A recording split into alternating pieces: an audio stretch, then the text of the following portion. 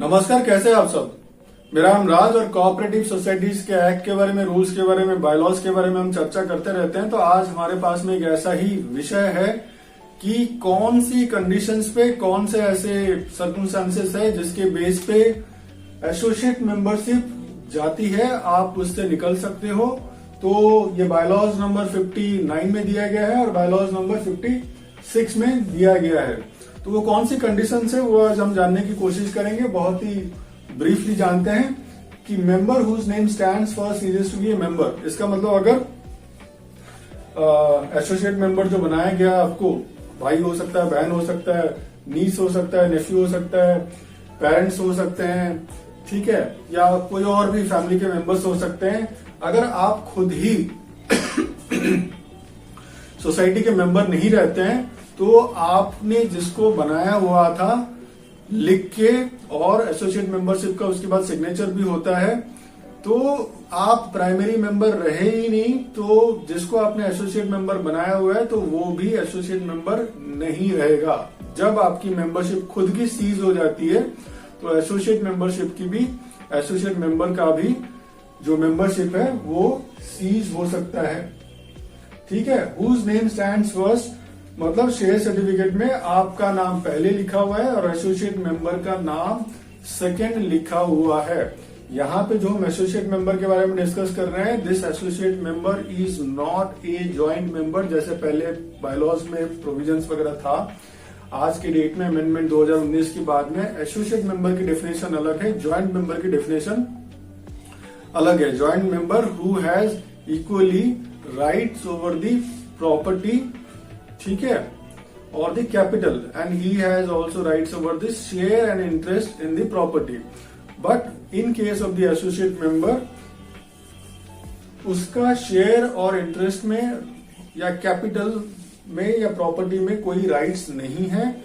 तो उसका 100 रुपए का जो भी चार्जेस है, सोसाइटी के चार्जेस है, वो मेंबरशिप के लिए एंट्रेंस फीस भरने के बाद उसको प्राइमरी मेंबर या ओरिजिनल मेंबर उसे एसोसिएट मेंबर बना सकता है और उसके बेस पे वो फिर वोटिंग भी करता है, इलेक्शन में स्टैंड भी कर सकता है, जनरल बॉडी मीटिंग्स भी अटेंड कर लेता है। ठीक है। मगर जब मेंबर ही मेंबर नहीं रहेगा, उसकी मेंबरशिप सीज हो जाएगी तो एसोसिएट मेंबरशिप भी वैलिड नहीं रहेगी। On death of the associate member, अगर खुद एसोसिएट मेंबर का ही डेथ हो गया, उसका निधन हो गया, उसका देहांत हो गया, तो भी वो एसोसिएट मेंबरशिप नहीं रहेगी और उसको रिकॉर्ड से हटाया जाएगा। ठीक है। ऑन एक्सेप्टेंस ऑफ द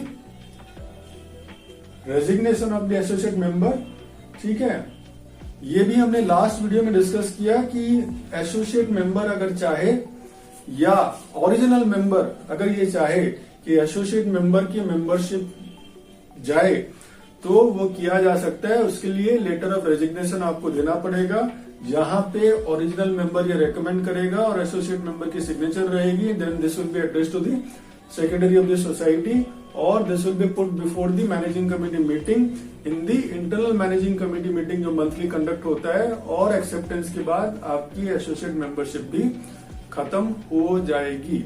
ठीक है। मगर this is not applicable in case of the joint member, जहां पे ज्वाइंट मेंबर ही एसोसिएट मेंबर है। ठीक है। पहले के बायलॉज के हिसाब से अमेंडमेंट की बात नहीं हो रही है। जहां पे ज्वाइंट मेंबर पहले प्राइमरी मेंबर की डेथ होने के बाद या ओरिजिनल मेंबर की डेथ या जिसका नाम पहले शेयर सर्टिफिकेट में है, आप दोनों ज्वाइंट मेंबर, लेट्स अज्यूम कि वाइफ हस्बैंड ज्वाइंट मेंबर्स है और हस्बैंड का डेथ हो जाता है जिसका नाम पहले शेयर सर्टिफिकेट में है और 50% जो वाइफ का जो कैपिटल और प्रॉपर्टी में जो हिस्सा है उसका नाम सेकंड में लिखा हुआ है, वो ज्वाइंट मेंबर है, the joint owner of the property और द राइट्स और द कैपिटल।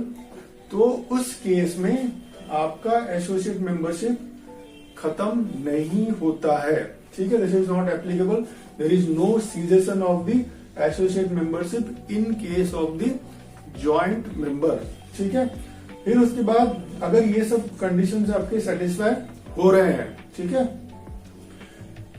ये सारी चीजों को कि आपकी जो सीजेशन हो रही है इन केस ऑफ डेथ हो रहा है या मेंबरशिप खत्म हो रही है या प्रॉपर्टी ही ट्रांसफर हो रहा है, अगर आपकी प्रॉपर्टी ट्रांसफर हो रही है किसी को, तो आप फिर एसोसिएट मेंबर कैसे रहोगे जब ओरिजिनल मेंबर की मेंबरशिप ही नहीं रहेगी, राइट।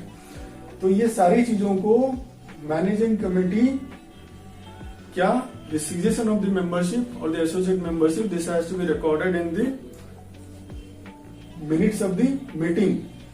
ये मैनेजिंग कमेटी को लिखना पड़ेगा, इसको रिकॉर्ड करना पड़ेगा।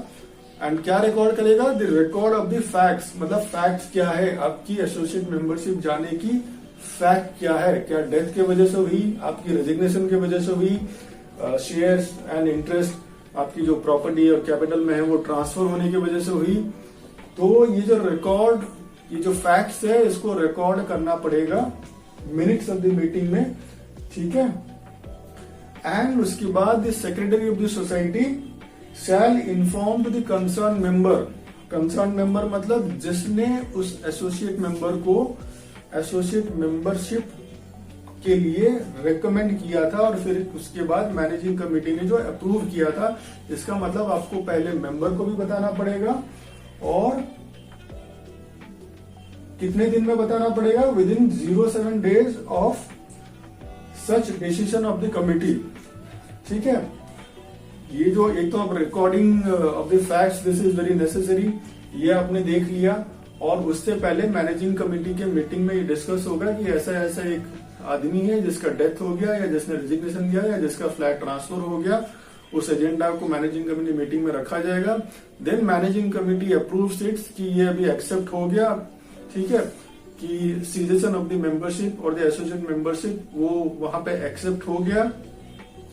और वो जो एजेंडा है कि cessation of the associate membership accept होने के बाद, उसके बाद this has to be communicated to the member जिसने एसोसिएट मेंबर बनाने के लिए रेकमेंड किया था।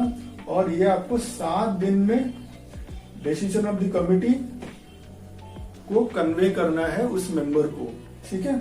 With in 7 days of such decision of what, कि ये रिकॉर्ड में ले लिया और ये हमने एक्सेप्ट कर लिया, ये हमने मान्य कर लिया। ये आपको कन्वे करना है, किसको? मेंबर को कन्वे करना है कि अभी इसकी एसोसिएट मेंबरशिप नहीं रही, किस लिए नहीं रही वो आपको बताना है। और फर्दर बायलॉज नंबर 55 किसी दूसरे एक वीडियो में हम देखेंगे, बायलॉज नंबर 55 से लेकर 59 तक, कि मेंबर की, एसोसिएट मेंबर की, नॉमिनल मेंबर की मेंबरशिप या एसोसिएट या नॉमिनल मेंबरशिप वगैरह का सजेशन कैसे होता है, ये सारे बायलॉज नंबर 55 से 59 के अंदर दिए गए हैं। तो ये हम किसी और वीडियो में देखेंगे, आप हमारे साथ में जुड़े रहिए। ऐसे ही बायलॉज, एक्ट और रूल्स के अलग अलग प्रोविजंस को हम डिस्कस करते रहेंगे। धन्यवाद।